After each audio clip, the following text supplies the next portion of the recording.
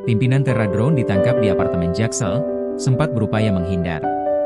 Direktur Utama PT Terra Drone Indonesia, Michael Wisnuwardana, MW, ditangkap terkait kebakaran di gedung Terra Drone di Cempaka Baru, Kemayoran, Jakarta Pusat, Selasa, 9 Desember 2025, lalu.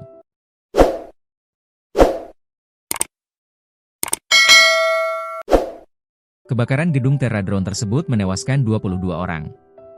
Gedung itu diketahui berfungsi sebagai tempat servis drone sekaligus kantor. Polres Metro Jakarta Pusat menangkap Michael Wisnuwardana di sebuah apartemen mewah yang terletak di kawasan Setiabudi, Jakarta Selatan.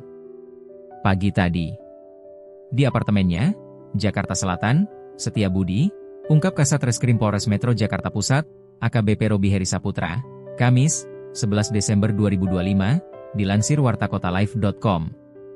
Lantas, bagaimana momen penangkapannya? Dalam video yang beredar, MW terlihat sempat menolak ketika aparat kepolisian hendak menjemputnya. Sejumlah anggota kepolisian terlihat mendatangi kamar apartemen MW. Dalam percakapan antara pihak kepolisian dan MW, terungkap proses hukum tetap berlanjut meski sang direktur tidak memberikan keterangan. Pihak kepolisian juga mengeluarkan surat perintah penggeledahan dan penyitaan terhadap barang-barang yang berhubungan dengan kasus ini. Seperti laptop dan perangkat komunikasi yang diyakini dapat mendukung proses penyidikan lebih lanjut. Berikut percakapan antara polisi dan Michael Wisnuwardana, MW. "Kita harus ambil tindakan segera," ucap seorang polisi.